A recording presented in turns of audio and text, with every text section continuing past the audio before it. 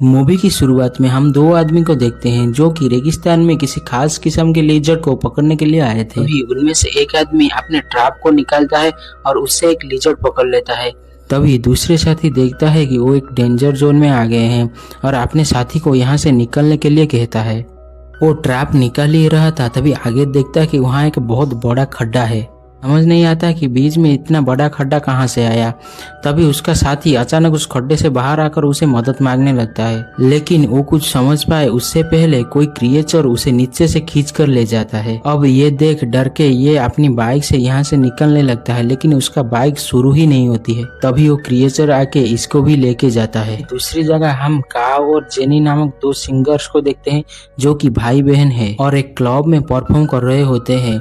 वही शो खत्म होने के बाद काव जेनी से कहता है, हम जो भी पैसा परफॉर्म के थ्रू कमा रहे हैं उससे आधे से ज्यादा पैसा तो हमारा सीनियर लॉ लेता है। ये मैंने उनके साथ काम करना छोड़ दिया है।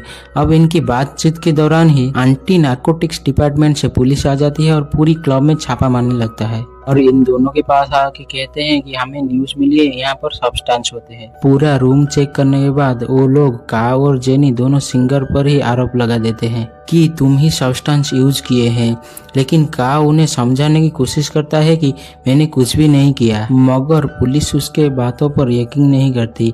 यहाँ पे काव काफी अच्छा सिंगर होता है, लेकिन उसे ड्रग्स के आरोप में पकड़ा है। इसकी खबर पूरी सोशल मीडिया में फैल जाती है, लेकिन काव को यकीन है कि वो कुछ भी नहीं किया है, शायद उसे गलतफहमी में पकड़ लिया गया है।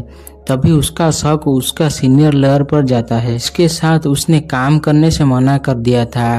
परफॉर्मेंस से पहले काव कुछ ड्रिंक्स ले रहा था, शायद रॉय ने उसी में ड्रग्स डाल दिया था और पुलिस को खबर कर दी थी। काव को बेल मिल जाती है। वो सारी सच बात अपनी बहन जेन को बताता है।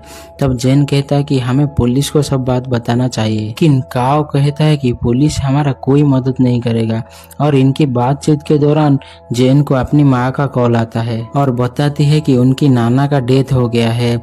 ये सुनते ही काव और जेन अपने गांव जाने का फैसला करते हैं माँ से मिलने के लिए। अब रास्ते में काव अपने नाना के साथ बचपन के बिताए हुए दिनों को याद करता है। यहाँ पे उसके नाना उसको इस जमीन पे पानी निकालना सिखा रहे थे ताकि गांव के लोगों की पानी की समस्या दूर की जा सके। अब थोड़ा समय बाद काव अपना घर पहुंच जाता है और अपना परिवार से मिलता है। इसी बीच वहाँ पर फोन नाम की एक लड़की आती है जो कि काव की बचपन की दोस्त होती है और वो काफी मशहूर यूट्यूबर बन गई थी।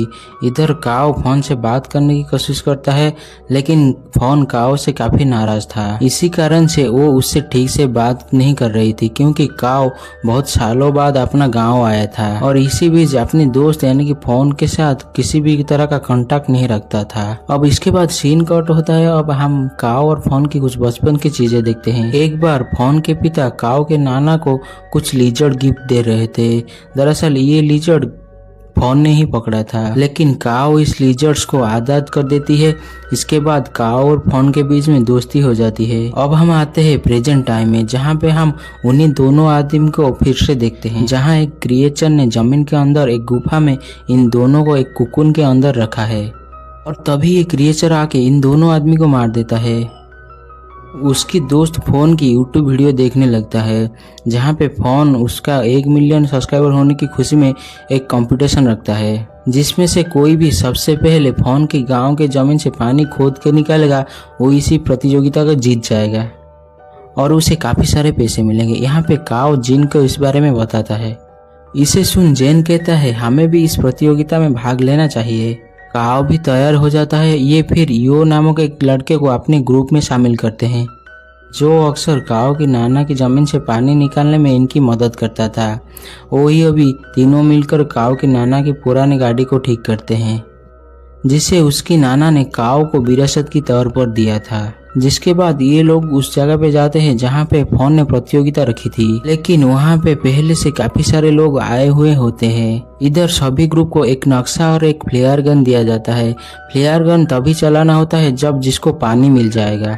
इसी बीच वहाँ पर मिही नाम का एक अमीर लड़का आता है, जिसकी खुद की भी एक ड्रिलिंग कंपनी होती है। इधर मिही फोन के पास रजिस्ट्रेशन करने के लिए आता है, लेकिन इसके बहाने वो फोन के साथ फ्लर्ट करने लगता है। लेकिन काओ आकर मिही को रोक देती है, जिसके बाद फोन इसी प्रतियोगिता को शुरू कर देता है। इधर सभी लोग पानी ढूंढने के लिए अलग अलग जगह जाकर खोदना शुरू कर देते हैं। इसी बीच दो लोगों को उन्हीं दो आदमी की गाड़ी मिलती है जो क्रिएचर का शिकार बन गए थे, और ये दोनों उस गाड़ी को लेकर आगे भागते हैं और तभी इस क्रिएचर उनके पीछे पड़ जाता है, जिससे बचने के लिए वो गाड़ी को दूसरी तरफ मोड़ देते हैं। लेकिन वो क्रिएचर इनके गाड़ी के आगे एक गड्ढा बना देता है, इसकी वजह से ये दोनों भी नीचे गिर जाते हैं। वहीं दूसरी तरफ काओ अपने ग्रुप को देखता है। वो लोग एक जगह पर आए थे जहाँ पर जमीन पर काफी प्लेट्स रखे हुए मिलते हैं, जिन्हें उल्टा करके रखा होता है और इन सभी प्लेट पर मंत्र भी लिखा होता है। ये देख जेन काओ से पूछता है कि ये प्लेट जमीन पर क्यों रखे गए हैं। इस पर काओ कहता है कि ये प्राचीन तरीका है पानी ढूंढने का। अगर जमीन के नीचे पानी होगा तो वो पानी प्लेट में जम जाएगा। और इनकी बातचीत के दौरान वहाँ पे दूसरा ग्रुप आते हैं जो कि खुदाई कर रहे होते हैं, और इनमें से एक आदमी काओ के ग्रुप से कहता है कि इसी जगह पर एक विशाल राक्षस रहता है, इसलिए इन प्लेट्स पर मंत्र लिखे गए हैं। लेकिन काओ इनकी बातों पर यकीन नहीं करता और ये लोग आगे बढ़ते हैं। अब शाम हो जाती है और ये लोग वापस जाने का तय करते हैं। तभी काओ को गाड़ी में उसका नाना का एक नक्शा मिल जाता है, जिसमें उन्होंने एक पहाड़ के पास निशाना बना रहते हैं, और काओ उस नक्शे को फोन का दिया हुआ नक्शे से मिलाने लगता है, जिसमें ऐसा कोई निशान बना नहीं रहता है।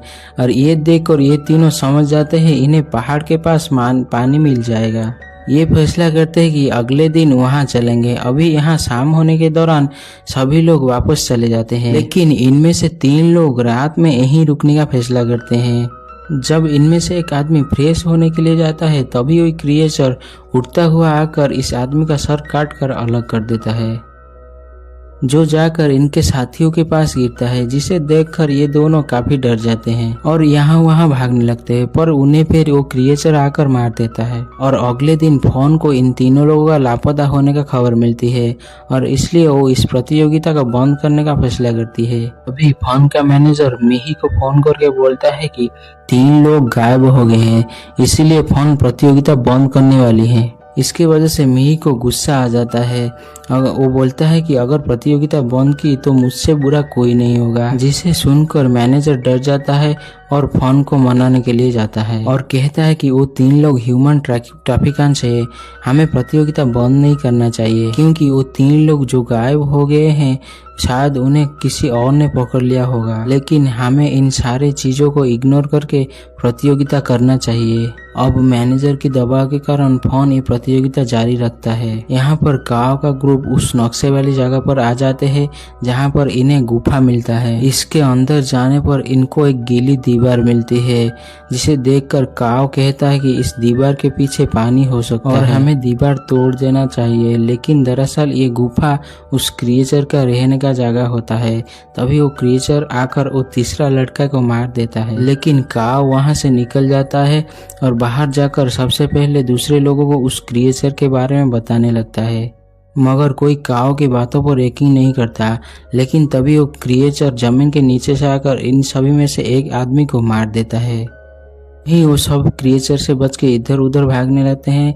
इधर जेन और मिही एक ट्रक में छुपे हुए थे, लेकिन मैनेजर बाहर रह जाता है, जिसे वो क्रिएचर मार देता है। बाद वो क्रिएचर काओ और फोन के पीछे लग जाती है, लेकिन भागते भागते वो दोनों एक गड्ढे में गिर जाते हैं।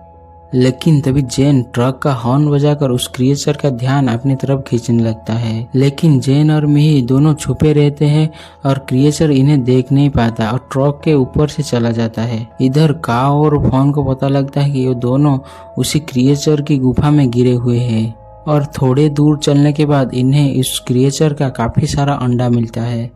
तभी इन्हें यो दिखाई देता है, जो कि जिंदा रहता है। उस क्रिएचर ने यो को अपने कुकुन के अंदर रखा हुआ था, लेकिन ये लोग उस कुकुन को तोड़ नहीं पाते हैं। इन्हें वहाँ पर काफी सारे लोग कुकुन के अंदर दिखाई देते हैं, और इन सब लोगों को उस क्रिएचर ने अपने बच्चे को खिलाने के लिए रखा था। जेन ट्रक से बाहर आती है और जाकर मिही के गाड़ी में बैठ जाती है।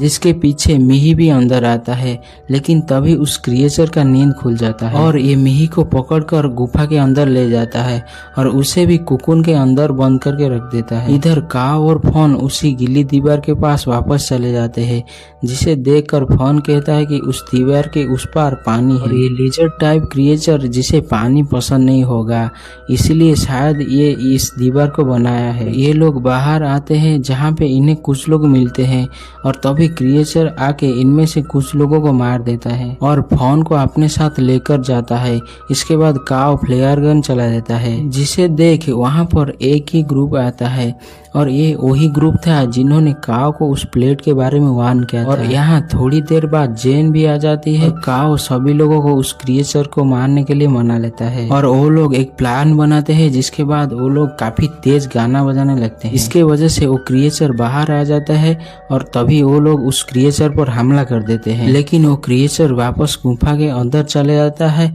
इधर जेन कुछ लोगों के साथ गुफा के अंदर चला जाता है और सभी को कुकुन के अंदर से बाहर निकलती है और वहाँ पे मिही गुफा में ही खो जाता है, जिसे ढूंढने फॉन गुफा में रहता है और मिही अपने साथ बॉम्ब लाया रहता है। बॉम्ब को उसी गीली दीवार पर लगा देते हैं और उसका रिमोट लेकर काव उसी गुफा में मिही और फॉन को ढूंढने के लिए जाता है, लेकिन दूसरी तरफ फॉन मिही को ढूंढ लेती है पर तभी वो क्रिएचर वहाँ आ जाता है, जिसे देखकर मिही फॉन को वहीं छोड़कर भाग जाती है।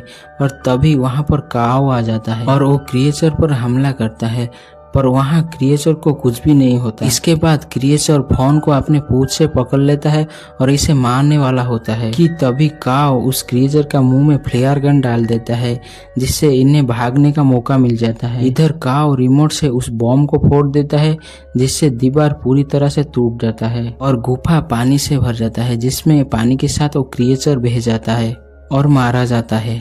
दूसरी तरफ काव और फॉन एक साथ गुफा से बाहर आते हैं और यहाँ जेन और यो भी आ जाते हैं और तभी जमीन के अंदर से पानी निकलने लगता है, जिसे देखकर सभी खुश हो जाते हैं। और मूवी के लास्ट सीन में दिखाया जाता है कि मिही एक गड्ढे से बाहर आता है और उसके हाथ में उसी क्रिएचर का एक अंडा होता है और इसी सीन के साथ ये मूवी यहीं पर खत्म हो जाती है। और ये मूवी रिलीज हुई थी 2022 में और इसका IMDb रेटिंग था 4.7। उम्मीद करता हूँ ये मूवी आपको अच्छी लगी होगी। अगर अच्छी लगी तो चैनल को सब्सक्राइब और वीडियो को लाइक जरूर कीजिए।